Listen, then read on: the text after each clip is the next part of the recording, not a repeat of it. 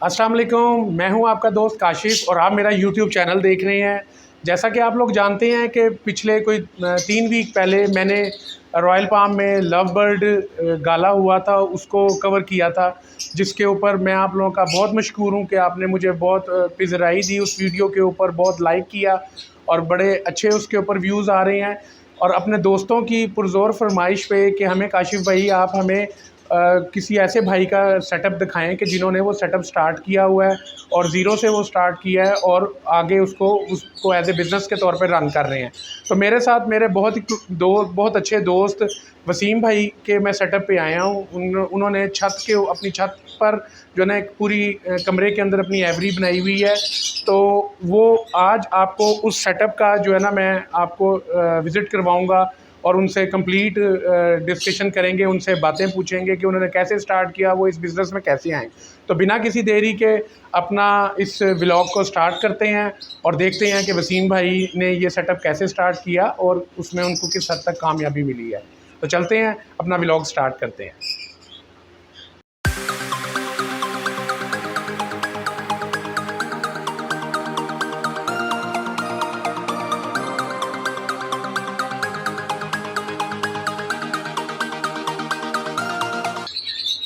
अच्छा व्यूअर्स, आप देख सकते हैं कि मेरे पीछे जो है ना ये वसीम भाई हैं, मेरे दोस्त, ये मेरे साथ खड़े हैं और इनका पीछे पूरा सेटअप है, या मेरे पीछे देख सकते हैं।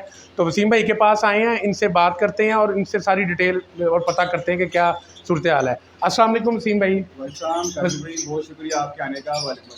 अच्छा, बहुत शुक्र अल्लाह का। वसीम भाई आप सुनाएं कि आप कैसे हैं और ये सेटअप आपने जो लगाया हुआ है और इस सेटअप को कितना अरसा हुआ है कि आपने ये स्टार्ट किया, ज़रा हमारे व्यूअर्स को बताइएगा। अच्छा काशी जी, इस सेटअप का हिस्ट्री ये है कि मुझे शौक के लिए बहुत पुराना है। अगर मैं नोट रहा हूँ, मुझे 14-15 साल से शौक है इस लव बर्ड का। मैं पहले बजरी को ब्रीड करवाता रहा हूँ, मैं डिफरेंट लोकेशन ब्रीड करवाई है बजरी में। 12-13 साल मैं शौक में रहा हूँ। फिर one of my friend Rana Babar साहब, बड़े प्यारे दोस्त हैं मेरे।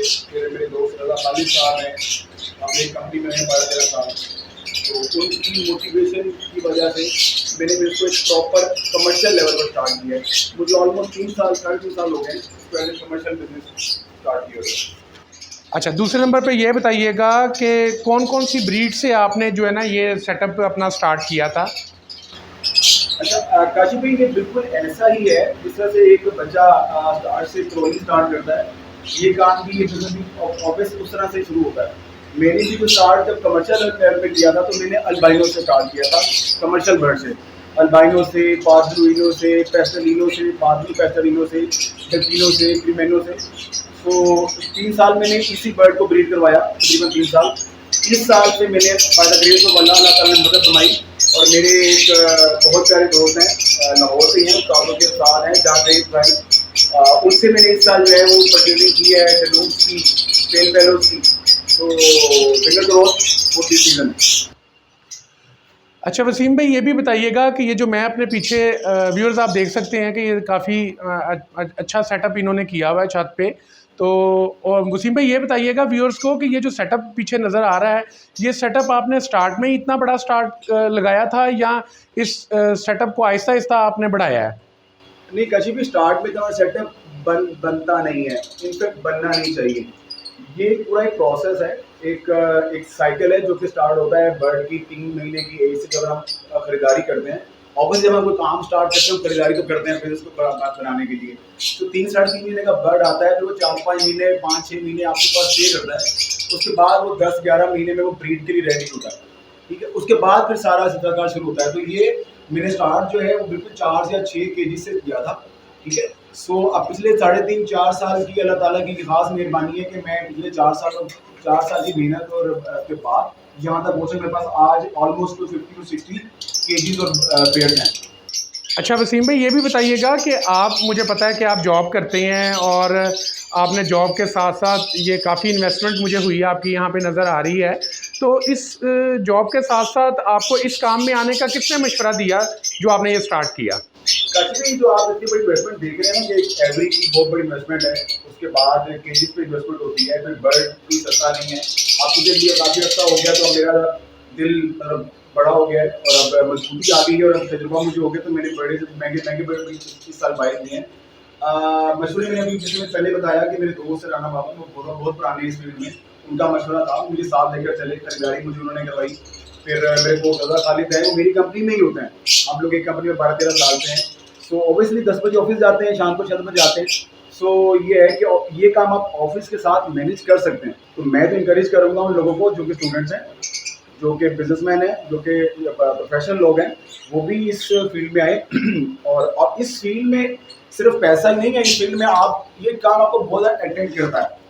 उसकी वजह ये है कि फर्स्ट ऑफ ऑल तो मेरे ख्याल में आप नेचर के बहुत करीब रहते हैं, ठीक है। ये खुदा की बनाई हुई मखलूक है, बहुत प्यारी है, आप इससे प्यार करते हैं, ठीक है। फिर जो बंदा ये लव बर्ड की हॉबी में होता है, वो बहुत ज़्यादा उसकी एटीट्यूड में बहुत ज़्यादा हम्बल और काइंडनेस होती है, क्योंकि वो बड़ी देर से बैठता है, इससे बातें करता है, ये आपसे प्यार करते हैं, आपसे बातें करते हैं, ठीक है। फिर ये प्रोसेस है पूरा साल का या 1.5 साल का। सो फिर पेशेंस लेवल बहुत ज़्यादा डेवलप होता है उस बंदे में जो कि साथ चल रहा होता है, तो इसलिए ये मुझे अट्रैक्शन बहुत ज़्यादा है इस तरफ। अच्छा वसीम भाई, ये बताइएगा कि अगर कोई न्यू कमर इसके अंदर जो है ना इस बिज़नेस में आना चाहे, तो उसको आप अपने एक्सपीरियंस को मद्देनज़र रखते हुए क्या टिप्स देते हैं कि उसको कहाँ से स्टार्ट करना चाहिए? अच्छा, काशी की सबसे ज़रूरी चीज़ जो है ना इस हॉबी में, जो लाइफ लाइन है, जो ऑक्सीजन है, वो है bird keeping. One of my senior mister Waqas, मेरी उससे बहुत मुलाकात हुई, उन्होंने मुझे सिर्फ ये भी बताई थी कि वसीम बर्ड कीपिंग सीखें, ठीक है। सो मैं अपने जूनियर्स को, वो लोग जो नए बिजनेस में आना चाहते हैं, वो प्लीज़ बर्ड कीपिंग सीखें। 2-4 पीस 5-7 पीस अपने घर पे किस टाइप पर रखें, उस बर्ड को समझें कि बर्ड की हैबिट्स क्या होती हैं, वो खाना क्या पसंद करता है, वो पीना क्या पसंद करता है, वो कौन सा मौसम पसंद करता है, ठीक है। उसमें डिफरेंट जो डिजीज आते हैं वो किस किस्म के होते हैं, उनके फिर मेडिकेशन किस किस्म की होती है।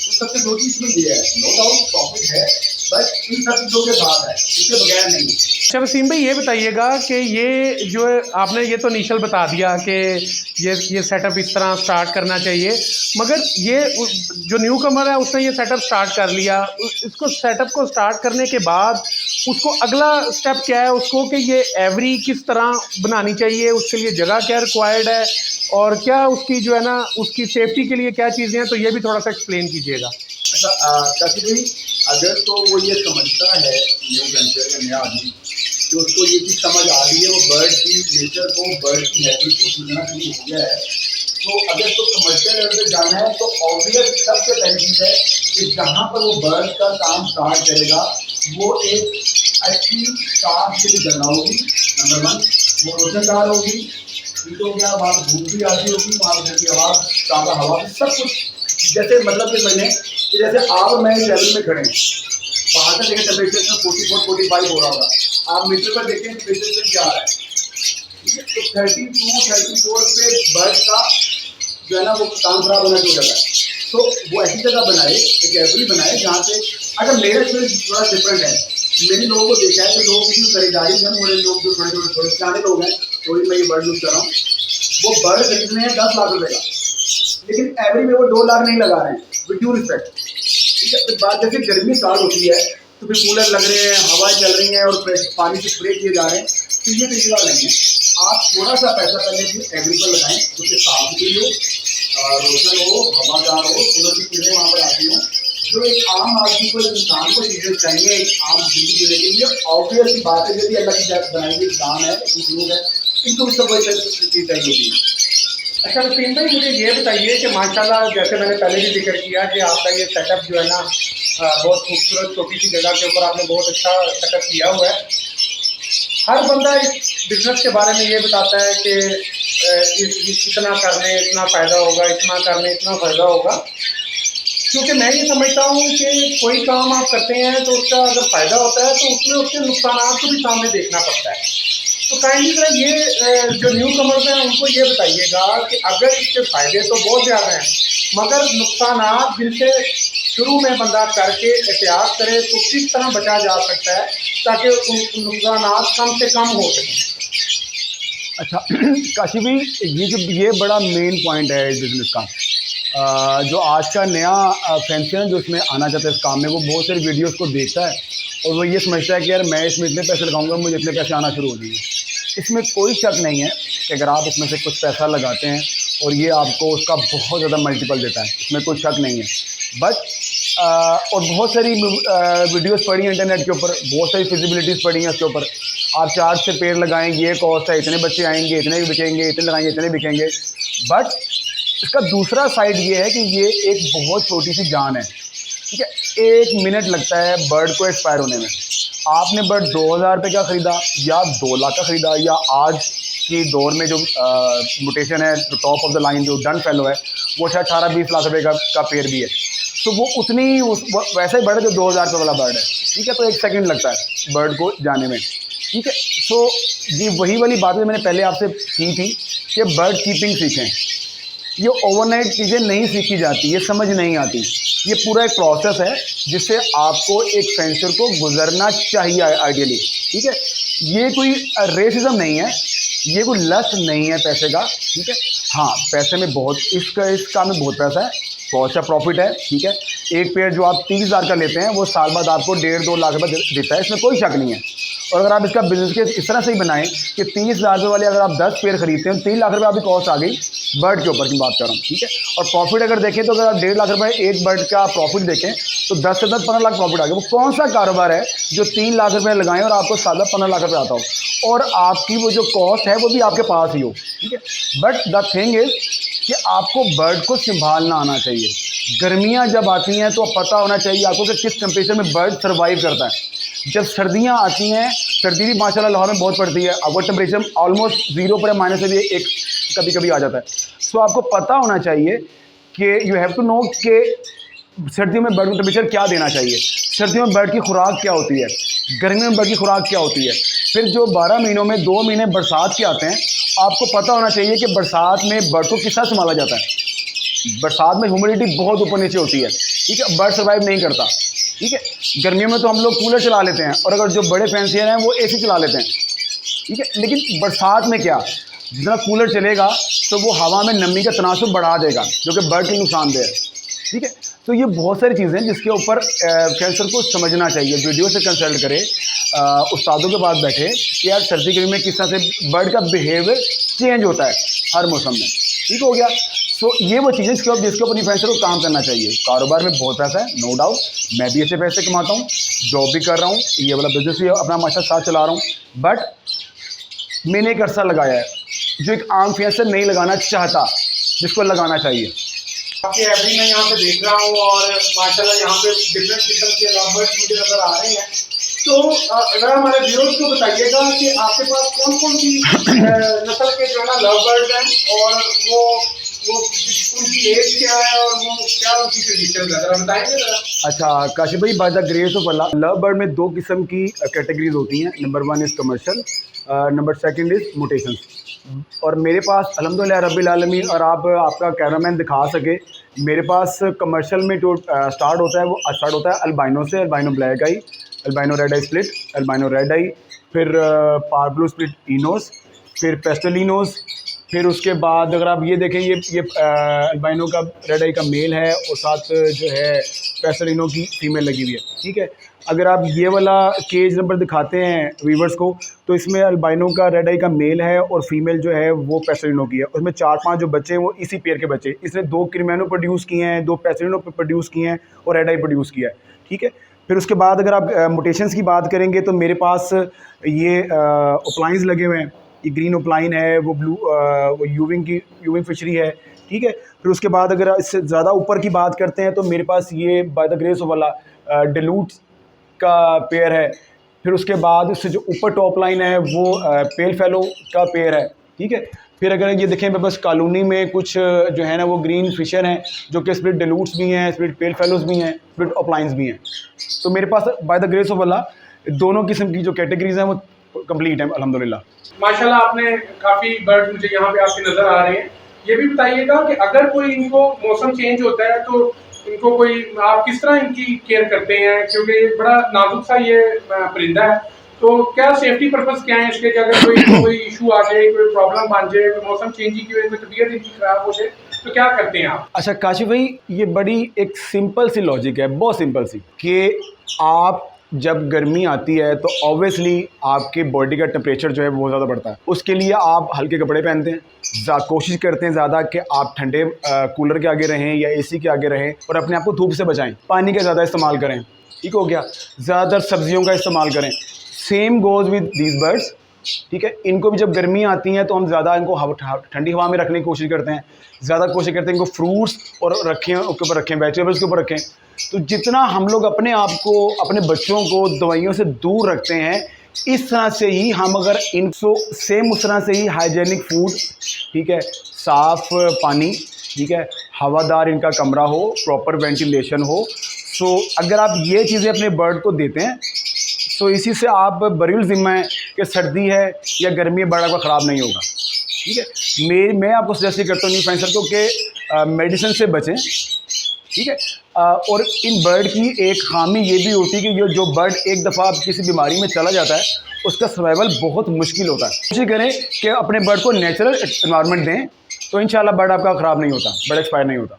अच्छा वसीम भाई, अगर कोई न्यू फैंसियर आपसे कांटेक्ट करना चाहे और वो आपसे ये काम करना चाहे, ये दो क्वेश्चन मैं एक ही में आपसे पूछना चाह रहा हूँ कि न्यू फैंसियर, सबसे पहले तो किसी न्यू फैंसियर को अपने एक्सपीरियंस को मद्देनज़र रखते हुए कोई एक ऐसी टिप दें कि जो उसके लिए फ़ायदेमंद हो, और सेकंड नंबर पे जो न्यू कमर हैं इस फील्ड के अंदर, वो ये काम अगर स्टार्ट करना चाहते हैं तो उनको आप अपना कॉन्टैक्ट नंबर बताएं ताकि वो आपसे जो है ना बिना किसी हेजिटेशन के आपसे कॉन्टैक्ट कर सकें। अगर आपसे कुछ हिंट्स लेने हैं, उन्होंने कोई टिप्स लेनी है, आप वो ज़रूर, हमारे चैनल के व्यूअर्स अगर कोई आपसे कॉन्टैक्ट करते हैं तो आप उनको ज़रूर बताइएगा। अच्छा, मेरा पूरा नाम मोहम्मद वसीम खान है, मेरा नंबर 034540237992 है और मेरी एवरी का नाम राया एवरी है। मेरी लोकेशन जो है वो टाउनशिप लाहौर की है। और न्यू फेंसर के लिए मेरा पैगाम, मेरा मैसेज यही है कि ये एक ऐसा कारोबार नहीं है कि कुर्सी मेज़ नहीं है दोस्त कि आपने स्टॉक की उसको निकाल दिया। ये एक बड़ा सेंसिटिव सा मामला है। सो पहले इस काम को सीखें। मैं आपको ये गारंटी कर सकता हूँ कि दुनिया में ऐसा कोई बिज़नेस नहीं है जो इस बिज़नेस से ज़्यादा profit they, undoubtedly. But requirement ये है कि आप बिज़नेस के जो भी अपना बनाएं वो ग्राउंड रियलिटी पर बनाएं।